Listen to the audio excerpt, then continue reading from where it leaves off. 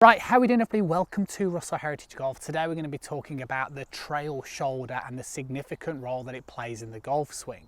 This is part of a video series. In the first video we talked about the importance of alignment, but in particular starting direction.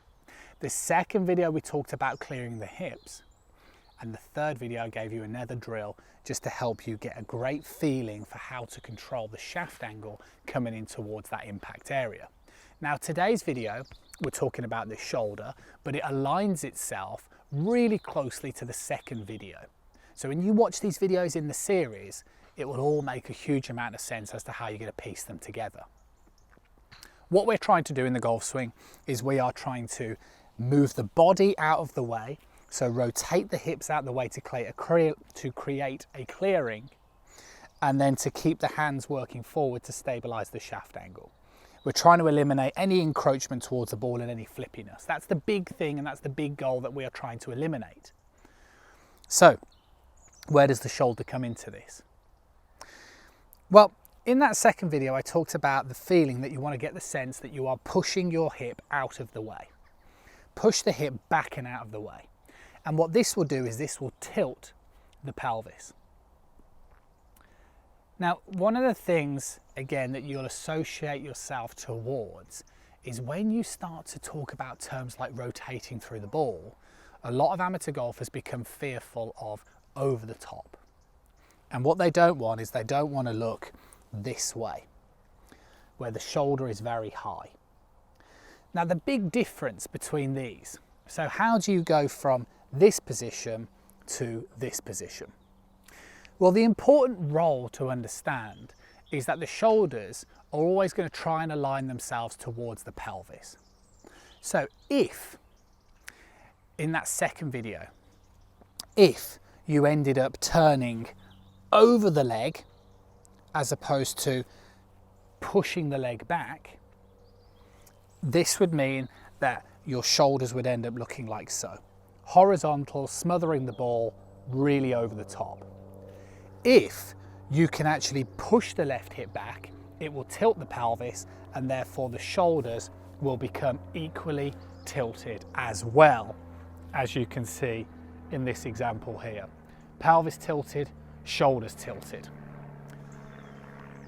So, how do you do this? Easily, right? Easy drill for you. Place a cane through your belt loops, like so. Feed it through the front 2 loops, and place either another cane, or if you prefer a club, across your shoulders. And all I want you to do is get the feeling that when you're coming in towards the impact area, your club, which is across your shoulders, is pointing down towards the golf ball. That's the feeling you want. Because if you're somebody who turns over the leg, you'll notice the way that your head moves in front of the ball and the shoulders end up too horizontal. If you turn and push the pelvis into the leg, you'll notice the way that your shoulders can point more down towards the golf ball, and will be a very liberating moment indeed.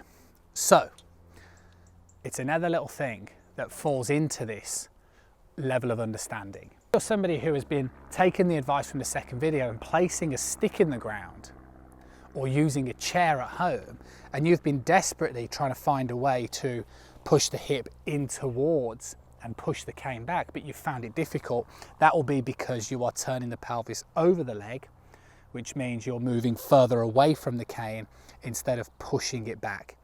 And maybe an easier way for you to feel this is to start concentrating on what your shoulders are doing. And I'm fine with that. As long as you marry those two feelings together, which is open up your hips, drop your shoulder down, this is going to give you a chance of emulating a really, really good impact position and clearing those hips out of the way. And that is it.